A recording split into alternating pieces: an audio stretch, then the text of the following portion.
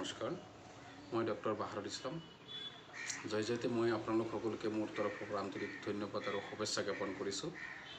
আজি এই নতুন ভিডিঅ'টোৰ জৰিয়তে আপোনালোকক ভিটামিন ইৰ অভাৱ হ'লে শৰীৰত কি লক্ষণে দেখা দিয়ে বা কি বেমাৰ হ'ব পাৰে আৰু ভিটামিন ই কি সোৰ্সত কি খাদ্যত পোৱা যায় তাৰ ওপৰত এক আলোচনা আগবঢ়াম।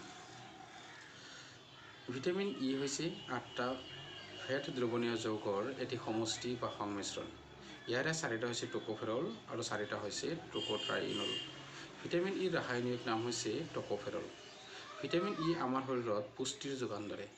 ৰক্ত সঞ্চালনৰ জৰিয়তে মূৰৰ স্কিন বা চুলিৰ গুৰি আদিত পুষ্টি যোগায়, ফলত চুলি সৰাত বাধা পায়।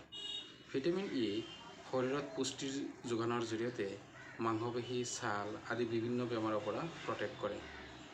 ভিটামিন ই ৰোগ প্ৰতিৰোধ ক্ষমতাত অক্ষুণ্ণ ৰখাত হেল্প কৰে। ভিটামিন ই হৈছে এণ্টিঅক্সিডেণ্ট। ই সূৰ্যৰ আল্ট্ৰাভায়োলেট ৰে প্ৰতিৰোধ কৰে আৰু স্কিনৰ কলাজেন ফৰ্মেশ্যন নিয়ন্ত্ৰণ ৰাখে। ভিটামিন ই আমাৰ চকুৰ ৰেটিনাৰ বেমাৰৰ পৰা বচায় আৰু ৰেটিনাৰ বিভিন্ন প্ৰব্লেমৰ পৰা ৰক্ষা কৰি দৃষ্টিশক্তি বঢ়োৱাত হেল্প কৰে বা ৰেটিনাৰ বেমাৰ হ'লে ইৰ অভাৱত চকুৰ দৃষ্টিশক্তি লোপ পাব পাৰে। ভিটামিন ইৰ অভাৱত মুখত ক'লা দাগ পৰে আৰু সেই কাৰোবাৰ ক'লা দাগ পৰিলে ভিটামিন ই সেই দাগ নাইকিয়া কৰাত হেল্প কৰে। ভিটামিন ইৰ অভাৱত আমাৰ শৰীৰৰ লিভাৰত ফেট জমা হ'ব পাৰে আৰু কাৰোবাৰ ফেট জমা হ'লে ইয়াক ব্ৰেকডাউন কৰাত ভিটামিন ই হেল্প কৰে। ভিটামিন ই লিভাৰৰ পিত্তৰ নিয়ন্ত্ৰণত হেল্প কৰে। ভিটামিন ই শৰীৰৰ বিভিন্ন মাংসপেশীত খাদ্য যোগান ধৰে, যাৰ জৰিয়তে মাংসপেশী সতেজ ৰাখে আৰু গঠনত হেল্প হয়। ভিটামিন ইৰ অভাৱত এটাক্সিয়া, মায়োপেথী, নিউৰোপেথী, ৰেটিনোপেথী আদি বেমাৰ হ'ব পাৰে আৰু মাংসপেশী দুৰ্বল হয় আৰু মাংসপেশীত বিষ অনুভৱ হ'ব পাৰে। গতিকে এই বেমাৰবিলাক নাইকিয়া কৰিবলৈ ভিটামিন ই আমি প্ৰচুৰ পৰিমাণে ল'ব লাগিব।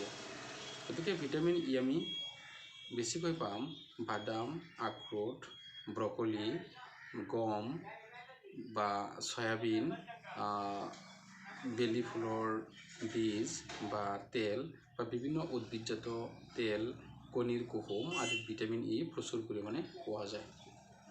গতিকে ভিটামিন ই 2 চামুচ দৈ, 4-5 ফুটা নেমুৰ ৰস আৰু এটা ভিটামিন ই কেপচুল মানে ইভিয়ন কেপচুলৰ ভিতৰত যিটো জেলি আছে সেয়া একেলগে মিক্স কৰি পেলাই মুখত লগালে মুখৰ ক'লা দাগ নাইকিয়া হয়।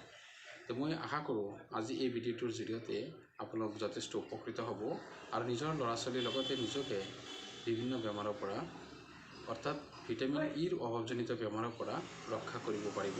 ধন্যবাদ।